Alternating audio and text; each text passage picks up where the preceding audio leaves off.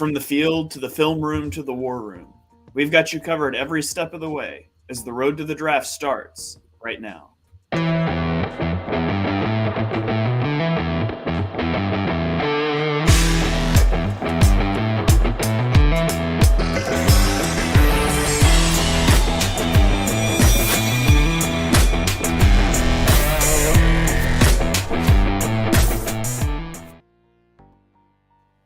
Welcome to the chalkboard, my fellow nerds. Number 47, talk about painted lines. Your host, Half. You can follow me on Twitter at @halfandhalf_TPL. I'm joined today by the best co-host in the game. You've seen him on the Tough Cover Pod. It's Mark Henry Jr. Give him a follow on Twitter at @MarkHenryJr_. Mark, how are you doing this afternoon? I'm doing great. We've got the combine on. It kind of snuck up on me a little bit. Like I kind of forgot it was on until a couple of days ago, and then it came on. I've been, watching, till my eyes bleed. All these people running the 40. I know Shane doesn't like it, and maybe we'll talk about that on a later episode. But yeah, I love watching the combine, and I'm in a full NFL draft mode. We're here to talk about a fun position today. This is a fun positional ranking today. I think it's one of the more interesting ones that we'll do. Yeah. We lost. I think we lost Shane a little bit here. No. I'm gonna remove Shane, and I'm gonna have him come back in. I'm gonna introduce our guest here. We've got Dives, Mr. Crockpot. It was where you can follow him at Mr. Crockpot, the godfather of the painted lines. Dives, how you doing? I'm doing well, man. This is a really interesting group we're going to be talking about today. It's a top-heavy group on my end. I absolutely love my top four here. We're going to be doing top fives. After that, it gets a little wishy-washy. Some developmental guys, some more two-down guys. But when we get into some of the premier guys, I absolutely love as an Eagles fan. Yeah, can you guys hear me now? Yep, yeah. You're all good. I'm back. All right. Yeah, so we are talking about linebackers today, a position that the Eagles have traditionally eschewed in the first round. Maybe this is the year with 3 first-round picks, they'll take one. And we'll get into that, get into some of the rankings here. But before we get started, I do want to say the combine's fake and none of it matters. That's not okay. True. It's not true. It's not All true. right. Without any further ado, let's dive into it. If you are watching here live, be sure and drop us comments as we go along. We love to interact with you guys. Turn on notifications, subscribe, all that good stuff so you don't miss any episodes. Dives, I'm going to let you lead us off here with your linebacker number 5. Who do you got? Yeah, for me, number 5 is Leo CHENAL out of Wisconsin. This is a big-time tackler. If you're like me and you grew up watching Jeremiah Trotter and you want a thumper, I've got a thumper for you. It is Leo CHENAL, man. Again, big-time tackler. Played for a team that allowed the fewest yards per game of any football bowl subdivision team last year. Awesome pass rusher, legit disruptor into that backfield. He led the Wisconsin Badgers in both sacks and tackles for loss in the last 2 years. His potential as a sack artist is absolutely legit. And when it comes to tackling, man, this is a guy who rarely misses. He's just a hard-nosed tackler, a big, bruiser of a linebacker. One of those old school guys that I absolutely love. I don't know how much it fits the modern NFL, but he's a fun watch, no question about it. Negatives, he's definitely got, issues when it comes to going sideline to sideline. He's more of a short area burst type of linebacker. He's got average at best coverage skills. This is never a guy you're going to want to throw one-on-one with wide receivers. He's not a big playmaker. He's really, truly best getting to the quarterback, in that front seven, facing everything in front of him type of linebacker. So if you're looking for a run stopper, if you're looking for a guy that can get after the quarterback and make some plays in that backfield, this is it. If you're looking for a modern linebacker, that can thrive in coverage as well, it's not it. But he's an interesting guy nonetheless. I think we should, instead of going in order here, because I have Leo CHENAL number 5 too, I'm just going to chime in real quick. So I don't have too much to add. I think Dives covered it pretty well there. He's a thumper. That's the number one note I had here. He had 115 tackles, 18 and a half tackles for loss, 8 sacks. junior out of Wisconsin. Wisconsin produces a ton of front seven talent. He was great against the run, got a 94.1 PFF run defense grade in 2021. But like Dibe said, he's got his negatives in coverage, and he's not a big playmaker like that. So like a lot of the linebackers, either that we're going to be an honorable mention or that won't make the video, or even some that will make the video, he's very scheme dependent. And that's how a lot of these linebackers in the middle of this class are. Yeah, and we're going to kind of try to tell you some of the schemes that these guys will fit, tell you the situations that they will thrive in. And Mark, like any good co-host, read my mind, because I was actually going to throw that to you and say, I think you have the same number 5. Let you talk about him there. So Mark and Dibes both have Leo Chenal as their linebacker 5. For me, my linebacker number 5 is Quay Walker, who I'm just realizing I do not have a graphic for. I must not have gotten it in here. So I've got Quay Walker as my linebacker 5 out of Georgia. He had 65 tackles, 5.5 tackles for loss, 1.5 sacks, 3 passes defensed, and 1 fumble recovery last year.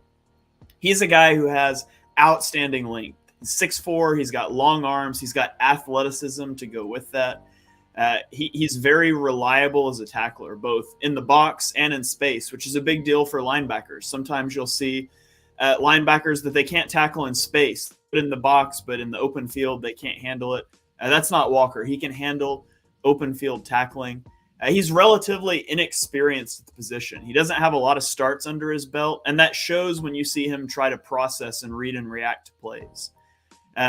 In coverage, he's kind of the opposite of Chenal. I think he's really good in coverage. He's got good transitions, good change of direction, but he doesn't have the best ball skills. He's not best making plays on the ball. He had no interceptions this year. He only had 3 pass breakups. In the run game, as I watched him, I felt like he was good at deconstructing blocks, but I felt like sometimes he struggled to plug his gap appropriately. So like he might shed the block, but he would shed it in a him out of play. And so that's something to keep an eye on if he's going to develop as a run defender. But he's got a lot of versatility. At Georgia, he took some snaps in the slot. He took some snaps on the defensive line. He's a true move piece. And we saw last year, and we've seen traditionally in the draft, sometimes these guys that are really versatile, draft guys think that it's a big benefit because you can do a lot of things with them. But we saw with guys like Jeremiah Owusu-Koramoah and other guys that they fell in the draft largely because of that versatility. It's hard to have a guy to move around like that and to build your scheme around that if you don't also have a backup to that guy, because if he gets hurt, your whole defense just falls apart. And so Walker's an interesting fit. I think you could use him to do a lot of different things, but I think it's going to be to his biggest benefit to just stick at being like a will linebacker early on in his career. So he's my linebacker 5. I've got somewhere like a late second, early to mid third round grade on him. Okay, so let's take it on to our hold on. There it is. All right, so just to recap, Leo Chenal, linebacker 5 for both Dibes and for Mark. I had Quay Walker. Dibes, why don't you lead us off here with your linebacker 4?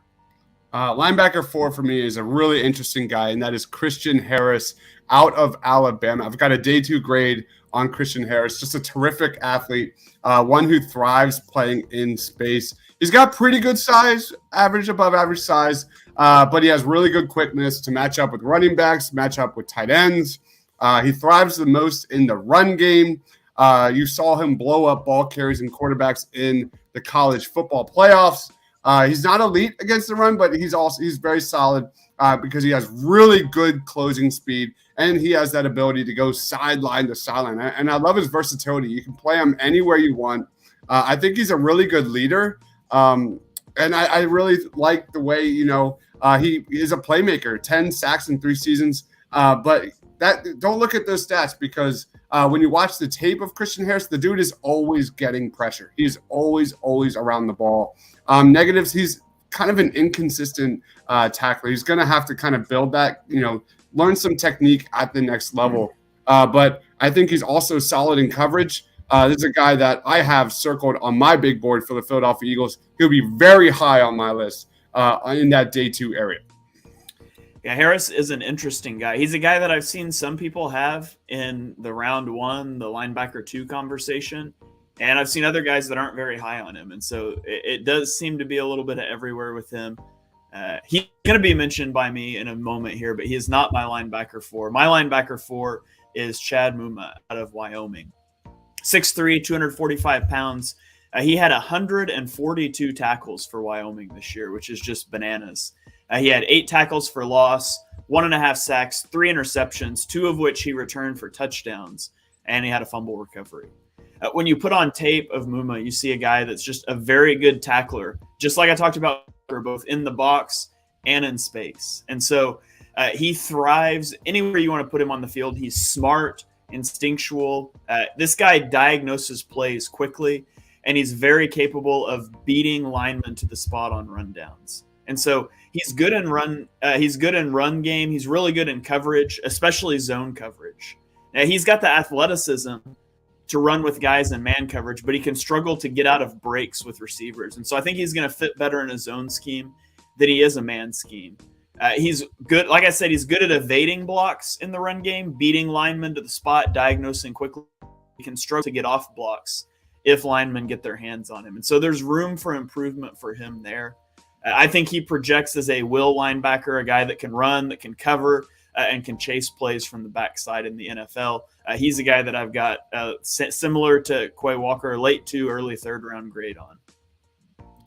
And that's also who I have right there, sitting at number 4. I'm piggybacking off of you guys. But yeah, I also have probably a similar late 2nd round grade. But yeah, let's read this comment real quick, actually. Oh, okay. We got a comment and a donation coming in from Squidward Tentacles, a longtime follower of the show, always active in our chat. Says, keep up the awesome coverage from the Bikini Bottom Barnacles. Thank you. Thank you. Squidward follows me on Twitter, retweets a lot of my stuff, always interacts with us. So we really appreciate you tuning into the shows and your support. Awesome. Yeah, thank you very much. And I'll move right on and piggyback off Shane like I was already doing. I'll take Chad Muma as my linebacker number 4. 6'3", 242, 3-year contributor from Wyoming. Unreal 142 tackles in 2021 as a senior. That's the type of stuff you do not see in college. You look at these other guys, no one is really even close to 142. 8 tackles for loss in each of the last 2 years, 3 picks this year, only 1.5 sacks, but he had 21 pressures, so he was constantly, a threat in the backfield. This was a 3-star recruit with not a ton of offers, and he turned himself into one of the best defenders in college football. Looked like a man amongst boys a lot of the times at Wyoming. Even though he's a 3-star guy, he's got the traits, he's got the athleticism. I don't think he'll have the problem that a lot of other small school guys do in translating to the NFL. I think this guy will be a very solid day 2 pick, and another guy who's kind of ready to come in and play right away with the traits that he has and with the experience he has. Yeah, he strikes me as a guy that can come in and make a pretty immediate impact on a defense, especially one that needs that cover guy. And so, Dives, why don't we just segue right into your linebacker 3, because your linebacker 3 also Chad Muma. So tell us what you saw with him. I'm so happy you guys are high on Chad Muma because he's one of my favorite players. When we start breaking down like favorite prospects in round 1, favorite prospects in round 2, this guy, spoiler warning, is going to be among the top of my list for day 2. Chad Muma, awesome measurable, 6'3", 242 pounds. I'm really excited to see this guy in the combine because I think he's going to blow up. You look at his size paired with his excellent read and reactability, his ability to shed blocks, his quick feet, man. This guy is the total package when it comes to a physical standpoint. You look at kind of his versatility. I don't think he's going to have any issues playing or making an impact at all 3 linebacker positions in a 4-3 defense. He's a terrific tackler. He's got great ball skills. He had 3 interceptions last year. 2 of those were returned for a touchdown. He was top 5 in the nation in solo and total tackles last year. Like, this dude does it all. He doesn't have elite sideline to sideline speed, which we'll talk about some of those guys in a little bit. But it's above average. I don't think it's going to hinder him at all at the next level. And he's not the biggest pass rusher, but he wasn't really asked to do that much for Wyoming. So this guy, man, I've probably put him on my mock drafts at least a dozen times doing the mocks I've done here for the Painted Line. So one of my favorite prospects, period, man. I love Chad Muma. All right. So there you have it. We're all high on Chad Muma. We've all got him up there. And the rest of our lists are going to be pretty similar here. We've got Squidward Tentacles dropping the the eagle emoji in the chat. So awesome stuff. Mark, you and I have the same linebacker 3. Why don't you go ahead and start this one off? We've got Christian Harris, former 4-star recruit who played linebacker, corner, tight end, and punt returner in high school before becoming a linebacker at Alabama. 6'2", 232, 21-year-old junior. He's a rare 3-year contributor as a junior, starting all but one of his games at Alabama. And he's taken an absolute ton of snaps on a Nick Saban coached defense at Alabama against the best competition college football has to offer for 3 straight years and was a leader on that defense. This guy, even more than the first 2 guys I had on my list, in my opinion, are NFL. This guy's NFL ready right now with his experience at the highest level. 80 tackles, 11.5 tackles for loss, 5.5 sacks in 2021. After 79 tackles, 7 tackles for loss, and 4.5 sacks in 2020. And even as a freshman in 2019, this guy had 61 tackles and 7.5 tackles for loss. People expected a lot more of a boost in his junior year from his first 2 years because of how good Harris was in 2019 and 2020. But I don't know if it's necessarily fair for him to be punished for being really good right away and maybe being a more finished product as an 18, 19-year-old than most of what we see generally. He's definitely one of the most physical linebackers in this class. He makes you think about running up the middle if you're a running back or going across the middle on a short route because he can lay some guys out. But there are definitely some concerns with him in coverage. And I know that there was one game with Florida, I believe last year, that they just picked on him for an entire drive going right across the middle and got 80 yards on it. So that definitely is some of those concerns that popped up this year. Kind of took him out of the no doubt first rounder category that he came into the year in the preseason with. And I think probably knocked him down to the 25 to 50 range is probably where he'll go, in my opinion. So it depending on the positional values that teams are placing on linebacker this year, but he can cover. It is a weakness, but he can cover. He has shown the ability to do it, and he did get better at it as the year went on. He was just asked to do it so often that there was going to be bad tape because he's going against the best competition that the SEC or that college football in general has to offer. The comp that I saw, and it's funny because I look all over the place for all these comps, and if they don't pop right out to me, because I love comps, and maybe that makes me a nerd. I love NFL draft comps. The one that I heard from his high school recruiting profile on 24/7 Sports was Nigel Bradham, and I do think that makes a lot of sense. I think that makes a lot of sense. And also last year, but the year before that, like this guy was telling where Dylan Moses should play. This guy's a leader in the middle of that defensive backfield, man. He's legit. Yeah, he was productive, like Mark said, a 3-year starter at Alabama. He racked up 80 tackles, 11.5 tackles for loss, 5.5 sacks, 3 passes defensed, and he forced 2 fumbles this year. I look at him and I see a guy with really good lateral mobility and athleticism. He can change direction really well, which is really good in coverage. And sometimes he is. When the ball's in front of him, he can well in coverage. He can run with running backs on wheel routes, tight ends. He can carry him up the seam. But I thought I saw him struggling with the ball behind him, like reading the field behind him. I think he could struggle if he goes to a zone-heavy team where he's asked to, drop into those underneath spaces and feel out passing lanes and sense receivers behind him. He really struggled with that in college. PFF charted him as allowing the most passing yard or the most receiving yardage of any linebacker in Division I this year, which I don't think he was that bad, but there's some definite question marks for him in coverage. At Alabama, he played both the Mike and the Will. He's smart. He was lining guys up, but he struggles to diagnose plays quickly after the snap. To me, he looks like a guy that he's Peyton Manning before the snap, but after the snap, he struggles to know what he's seeing, especially in the run game. And again, we're nitpicking here, picking guys' games apart, but I don't think he's the either. He can hit hard, but it leads to some missed tackles.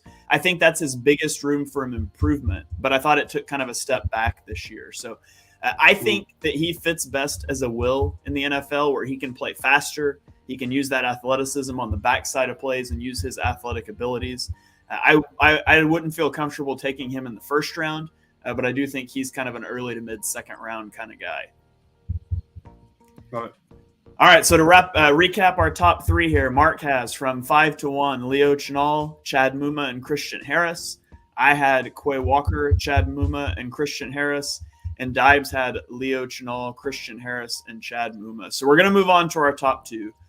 There is a clear top two in this class, and nearly everyone has them rated the same, and that goes for us. So we can just kind of roundtable this one. So Dibes, why don't you kick us off talking about the guy who is all of our number two, and we'll fill in the gaps here. Yeah, Nakobe Dean out of Georgia, just a sideline to sideline high flyer, speed. This is a guy that can thrive in coverage and kind of be weaponized in many different ways at the next level. He's insanely good at read and reacting, quite possibly better in that area than my number one. He can blitz inside. He can find the open lanes and attack the quarterback because of that elite speed. He had 31 pressures last year. I think he can thrive in an RPO and cover running backs while also spying quarterbacks. That's how fast this guy is. And he can also play downhill and disrupt plays in the backfield. Obviously, when you talk about negatives, you talk about the size. It may be difficult for him to cover tight ends at the next level. It's not a guy you want covering big tight ends at the next level. But PFF gave him a coverage grade of 90 last year, so he's no slouch. And I don't see any reason why he can't lock down slot guys in the NFL. I don't think he's elite at tackling. I think he needs to shore up a little bit of technique, but he's got just an off-the-charts motor, and I'm sure he's going to get coached up with no problems. This is a top 20 guy on my big board. He's legit. Yeah, he had 72 tackles this year, 10.5 tackles for loss, 6 sacks, 2 interceptions, 5 pass breakups, 2 forced fumbles, and he had a touchdown. He was a first-team All-American and won the Butkus Award. The biggest knock, I think, on him is he's a little under 6 foot, but he's explosive, and he's really athletic. Like Dive said, he's a really good blitzer. He had 23 pressures during the 2021 season. Now, I thought he was a really good tackler, especially in open space. I thought compared to the guy we're going to talk about, number one, that he's actually the better tackler of the two. He diagnoses plays so quickly and that athleticism, the way he can process so quickly, the guy can go everywhere. He's got speed for days. He's got the range to man up running backs. I am concerned that his size might give him troubles, carrying tight ends up the slot or up the seam, things like that. But, he has landmarks when he's asked to drop into zone. He's instinctual finding those passing lanes. One question mark I have about him is about his ability to deconstruct blocks. It wasn't a huge issue for him at Georgia, but if you've listened to our previous podcast where he broke down edge and interior defensive line, he played behind an elite defensive line at Georgia that was able to keep him clean. And so I do have questions about his ability to deconstruct blocks, not because, I've seen him unable to do it on tape. He just wasn't asked to do it much. And his traits, his size could be problematic. I think he's got better lateral mobility and flexibility than Devin Lloyd, who we're going to talk about in a minute. And he's got all the intangibles you could want. A leader on the field. He made the defensive play calls. I think he's going to come in for a team. He's going to be their will linebacker. He play the jack linebacker role right away from day one. I do have a mid to late first round grade on Nakobe Dean. You're muted, Mark. So it's funny. Before I get into all the positive things I have on him, I think I'm probably higher on Nakobe Dean in terms of overall in the scope of the draft compared to you guys, but I probably have a bigger gap between Lloyd and Dean than you guys would have. So that's an interesting dichotomy there. But Nakobe Dean, 6 foot, 225 guy, 5-star, top 20 in the country prospect out of high school, who more than lived up to the billing at Georgia as a 3-year contributor, a first-team All-American. Like like Shane said, a Buckus Award winner. And he reminds me of another Georgia linebacker who won the Buckus Award, Roquan Smith of the Chicago Bears. And not only was Georgia a national champion this year with Nakobe Dean, they were a legendary defense. They were giving up less than 7 points per game before they got into the postseason. And he was the catalyst, the leader, and the best player on that defense. And he's the highest ranked guy that I have from the national champion Georgia Bulldogs overall. And he also, the way he went to the ball and attacked the ball was very similar to Roquan Smith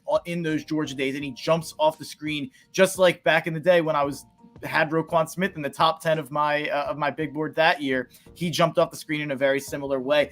Nakobe Dean makes up for being undersized by being a freak athlete and one of the highest motor players you'll ever see. This guy does not quit on any play. He's good sideline to sideline, great closing speed. And it's hard to block him with your normal running back on a blitz, and he blew up plenty. He's an incredible player and can cover running backs in the passing game as well. The issue, of course, like you guys kind of touched on, is that he's a bit undersized and could struggle with tight ends and slot receivers that are a little bigger. And that is something that makes him a bit more scheme specific than the number one guy on my list, in my opinion. He also benefited a little bit from playing behind such an elite defensive line at Georgia, which has, I don't even have it off the top of my brain. How many guys from the Georgia defensive line are getting drafted on day 1 or day 2? 4? Do I have that number right? I think it's 4. It'd be 3 or 4. Yeah, so I think playing behind that defensive line was extremely beneficial to him and Quay Walker. And I think that allowed both of them to freelance and roam a bit more and protected a bit more than a guy like Devin Lloyd at Utah. But again, with those negative things put aside, this is a guy I absolutely love. This is a guy that I have on my Eagles-specific top 10 in terms of the big board. And as of right now, my number 12 overall player. You'd have Trey Walker for sure. You're going to have Jordan Davis, Devontae Wyatt. Is there another Georgia defensive lineman? Is it just the 3? I'm not remembering. One that was maybe that's like a 4th or 5th rounder, but I think there is another one in the draft. Maybe I'm thinking Quay Walker. Maybe I'm just thinking another front 7 guy. But I do think playing with that many talented guys in the front 7 is kind of gonna, rising tides lift all ships. I think it made all of them look a little bit better, and I think them being on TV and them being such a legendary defense and them having so many pieces that did fit together, maybe it does inflate Jordan Davis, Devontae Wyatt, Trey. I think it does inflate these guys just a little bit, but I think Nakobe Dean is the guy that jumps off film more than anyone else on that defense. All right. Well, let's roll on to our linebacker one. Again, for the first time in our rankings, we have a consensus number 1 and number 2 across all 3 of us. It is Devin Lloyd, linebacker out of Utah. Dives, why don't you start us off with Lloyd? You're muted. There we go. Devin Lloyd. Let's talk about Devin Lloyd. Is that playing? No, it's not. Yeah, go for it. Oh, well. Anyway, Devin Lloyd, obviously major versatility. My number 1 linebacker, super quick, big, fast, can cover tight ends, rush the quarterback. He does it all. I mean, you guys are going to touch on it, but there's not much that Devin Lloyd does not do. He had 4 interceptions last year. He's got great length. He can get into the backfield. He can be lined up pretty much anywhere you want to.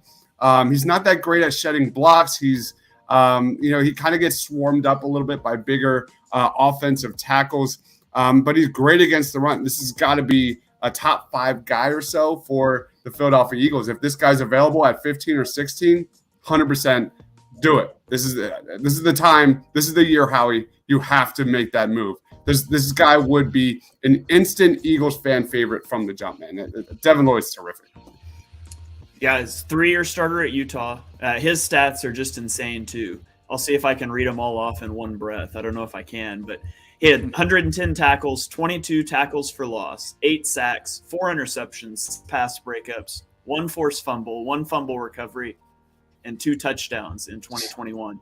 He was a first-team All-American. He's got all the athletic traits you would want. He's tall, he's 6'3", he's long, he's athletic. He was primarily used as an off-ball linebacker by Utah, but he did rush off of the edge some, and he was explosive as a pass rusher, as you see from his 8 sacks. He's an excellent tackler in the box. I did feel like he could struggle in the open field a little bit. His flexibility, his hips aren't quite his hips are a little stiff. It caused him to whiff some in the open field. So that is a little concern for him. Great football IQ. He diagnoses plays quickly. He can hit all the landmarks in zone coverage. He takes angles to the ball carrier. He's very aggressive, which sometimes plays itself out as him overrunning plays. But for the most part, that's not an issue. Dibes mentioned his inability sometimes to take on blocks. That's my biggest concern with him. He can get washed, especially once an offensive lineman has hands on him. But just like we talked about with Nakobe Dean, Devin Lloyd has all the intangibles you would want. Field captain of the defense. He's the emotional leader for that team. That other guy, he's versatile. I think you could put him at any linebacker position for your team. I think he would struggle initially as a Sam, although I think he could grow into that role. But again, like most of these guys, I think he's best as a will. That's where I would love to see him. I would love to see him in Philadelphia. Bonus points for the fact that in high school, he was his team's punter. So he could also be your team's emergency punter. So there you go. True versatility. Yeah, I think that there needs to be we need a term on this podcast for this is like a tape stopper. Like I was watching, when you're watching this guy, like I have so many notes. I have more notes on this guy than I've ever had for one of these positional rankings, because when you're watching the tape, I'm like, oh, I need to stop and rewind and watch that again, and like write something down about that play. Like he does so many incredible things. And I do think that there's, if I'm going to have a knock on myself as a draft, analyst and ranker, I do think that there's certain guys that when I see so much that I love, that maybe I get a little bit rose-colored glasses, because I don't have the same amount of concerns on the block shedding or the open field tackling. That I do think that there's some plays here or there that are a little bit concerning, but I've seen so much of everything out of this guy that I'm all in. And the reason that I haven't paid a ton of attention to these middle round linebackers and that I had to do so much research on these linebackers is because I've been so dead set on one of Devin Lloyd or Nakobe Dean coming to Philadelphia. And as of late, that has become a more singular focus on just Devin Lloyd. And the more I watch this guy, the more I just fall in love with his fit on the Eagles and what he would bring. And I have a tweet that I sent out. This is in January 19th.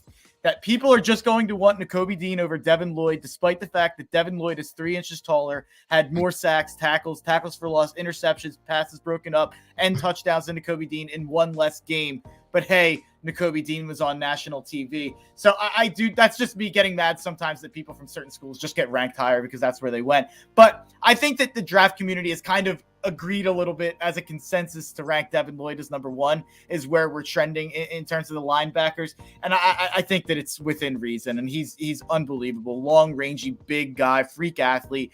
Like Shane said, he stole my fun little tidbit on the punter. He is a former high school receiver, safety, and a punter who turned himself from a 3-star prospect to an All-American and a potential top 10 pick as an inside linebacker, a position that is not chosen in the top 10 very often. This guy reminds me of a rich man's, more athletic, bigger, freakish Jeremiah Owusu-Koramoah, who we all loved last year and fell way too far and played well in the NFL. The reason he reminds me of him is because he's just got a nose for the ball. He knows where the ball is going to be, and he gets to it and makes a play. Sometimes a tackle, sometimes a sack, sometimes a hurry, sometimes a forced fumble, sometimes a pick, sometimes a touchdown. Everything's on the table with this guy. And he also kind of reminds me of Darius Leonard in the way that he has such incredible IQ, play recognition, and awareness. I do think that this guy transcends the inside linebacker position in the modern game in a similar way to a guy like JOK or Darius Leonard. He can play linebacker. He played a little safety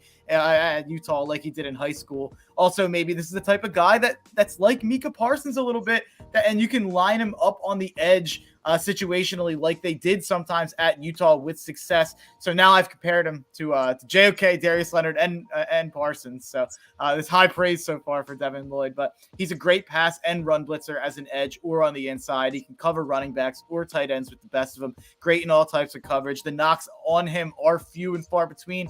I have seen people say he's too aggressive and overcommits, but to me, when I watch it, again, the rose-colored glasses are on. I don't know if these are rose-colored, but I see a football genius IQ-wise there. So I'll combine that aggression with the savant nature that he has as an inside linebacker. I think this is a guy who that'll help him more than it hurts him, that aggressive nature. And this is a guy who really has one knock to me, and I think he can turn it into a positive. So he's an incredibly clean prospect and a guy I have in my top 10 overall. And as of right now, 7th on my Eagles-specific big board. All right. So high praise for Devin Lloyd. I'll never forget the game that our kicker got hurt. I can't even remember who the kicker was that year, and Camus Bruget-Hill had to be our emergency kicker, and he got a touchback. I can't remember who our kicker was at that. Was that Cody Parkey? I think it was. But well, our punter struggled down the stretch last year, right? If that happened, we could have thrown in Devin Lloyd. We would have, all of our problems could have been fixed with Devin. I'm not gonna, and just to piggyback off what you said, Mark, like in my linebacker rankings, like people kind of got pissed off that I have Lloyd over Nakobe Dean. I don't know if that's the Georgia maybe it got shared among Georgia publications. I don't know, but yeah, there's definitely a big demographic that are very high on Nakobe Dean. Yeah. Well, I think it's just that he played on the national champion that was on national TV a lot. And like I did say, he was the one that popped off the screen, I think, the most out of anyone on that defense. So I get why people, and you know, you heard it during the season. Like you see people tweet on College Football Saturday, oh, I really hope the Eagles take Nakobe Dean. And that started in November. So people aren't tuning into Utah the same way that they are to Georgia. And I really do think it comes down to that. But when you turn on the tape with those guys, I think Devin Lloyd is the cleaner prospect. Mm-hmm. Yeah, I mean, I have Dean as a late first-round pick, but I have a pretty significant gap between Dean and Lloyd. Lloyd's just a lot better prospect. You don't have concern. There's concerns about Dean. I don't really have any concerns about Lloyd. It just becomes a positional value. How early are you willing to take a linebacker thing for me?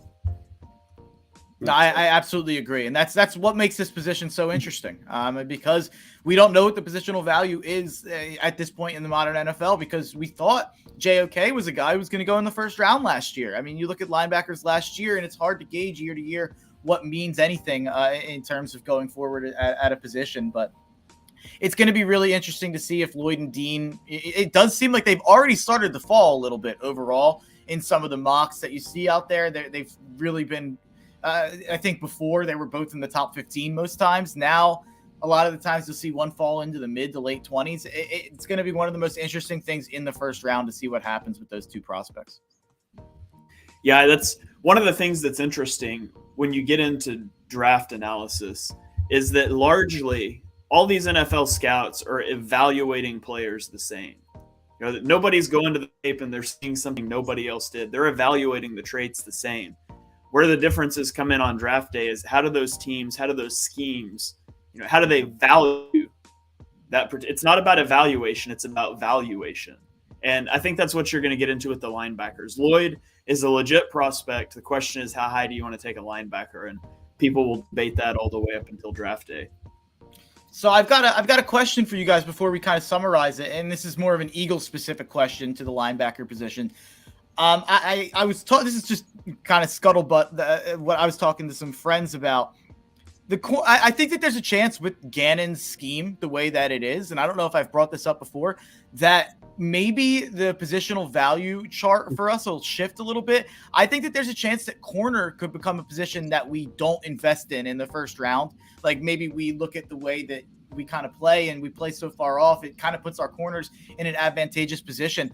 I think they could make an argument that maybe in this scheme, linebacker is a little bit more important than a corner, and maybe that would shift the way that that Howie and the personnel really draft. I kind of do lean that the Eagles are going to take a linebacker. I guess if you guys had to make a prediction, what do you guys think of that question? And do you think they'll take a linebacker? It depends on how the board falls. Like if we're talking about Ahmad Gardner versus like Nakobe Dean, I'd probably lean towards Ahmad Gardner. Like to me, I take the lockdown number one corner potential over a linebacker any day of the week. I would definitely say yes. You look at, Darius Slay, of course, had a terrific season under Jonathan Gannon last year. But for me, I value the cornerback position way, way more than the linebacker position, especially in today's NFL. So For me, yeah, I agree. I think this is the year it happens with 3 first-round picks. They're not going to end up with 3 first-round picks, and they're not going to end up with 15, 16, and 19. But it's possible. But for me, I definitely lean more towards cornerback. So there's a lot of parts to that question. The first part being, will they shift how much they value linebacker? And when you consider that what they valued linebacker at before was that they paid their long snapper more than their highest paid. They paid their long snapper more than they paid their highest paid linebacker, and they never invested in the position. Then yes, I think they will value linebacker more. I don't think they will value it more than cornerback, nor do I think they should. In Gannon's scheme, you need better linebacker. Really, in any scheme, you need better linebackers. But with Gannon's scheme specifically, you need better linebackers. The problem is you don't want to just turn the keys over to a defensive coordinator and draft according to their scheme, because Gannon already got head coaching smoke this offseason. So he may be gone next year. He may be gone in 2 years. You don't want to just solely build it. You want to build it according to your team's, principles, how they value guys. But you do have to throw the coach a bone there. There's a meeting in the middle between the coach's scheme and adapting to the personnel. So it is worth noting that the Colts, while Gannon was there, they never spent a first-round pick on a cornerback, and they never signed one in priority in free agency. So I do think that speaks to what they value.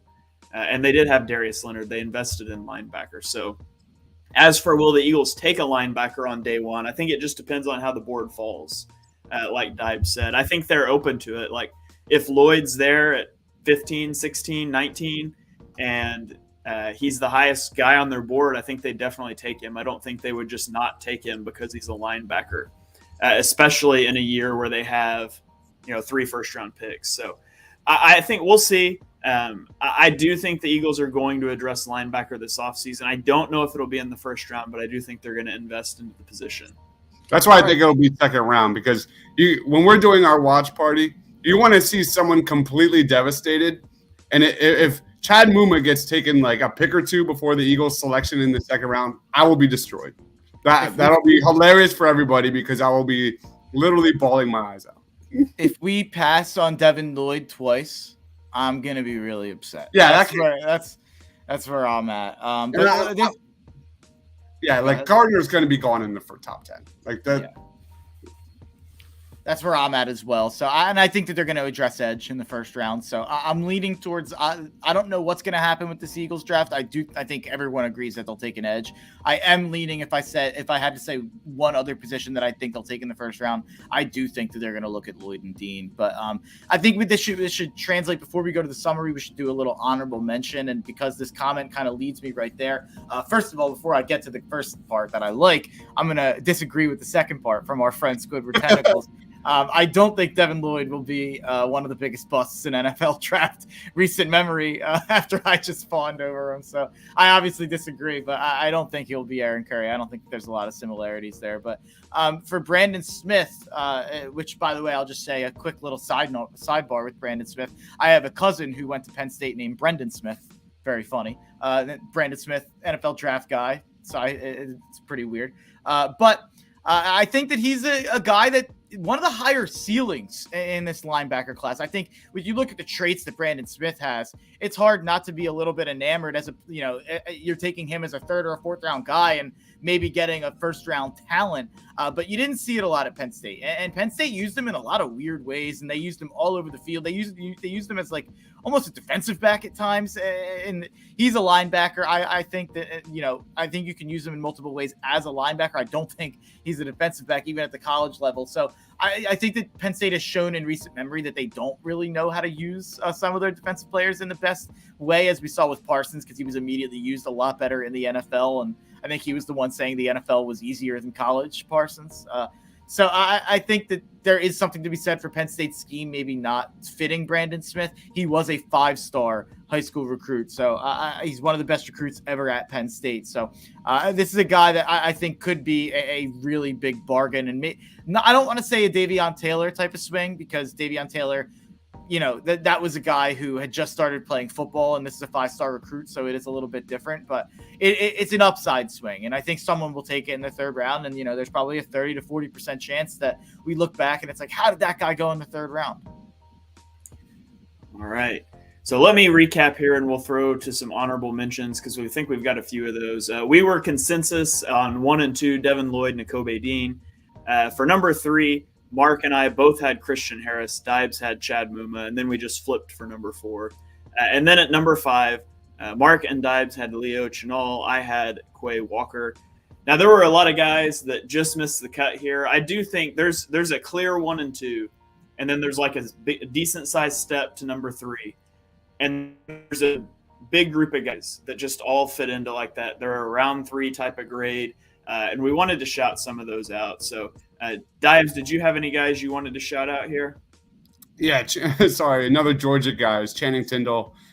This guy had a great Senior Bowl. I think he's going to absolutely blow up his pro day for Georgia in a couple of weeks. If you're watching us on Friday, tomorrow, I believe, is the line. No, is it?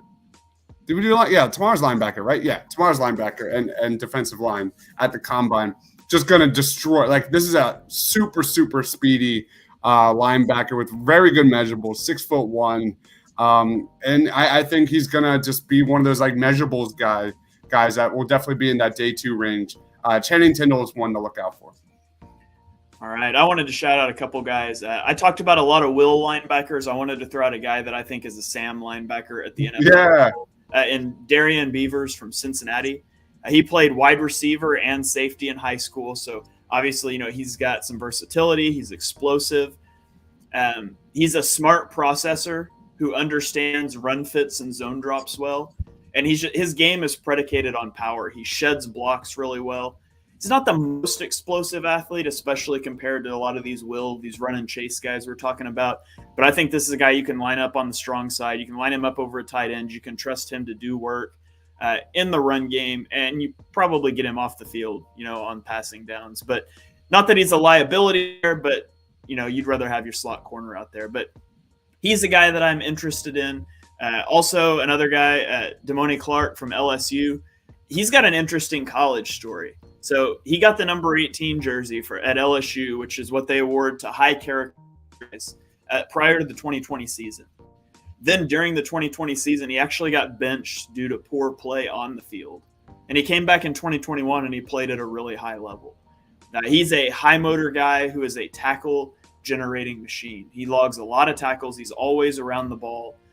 He sort of has that elite athleticism that we've talked about. He excels at running up the seam with tight ends and running backs. I think he is your typical will linebacker. And then one other guy I got to throw out there because I'm always going to throw him out is my Oklahoma guys, Brian Asamoah from Oklahoma. He's a guy that took over for Kenneth Murray, who was a first-round pick, and he became an instant impact player in the middle of the OU defense.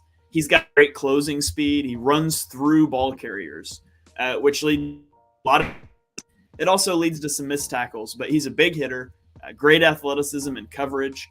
He does struggle to read running plays and flow into the right gap. So at OU, he played the Mike.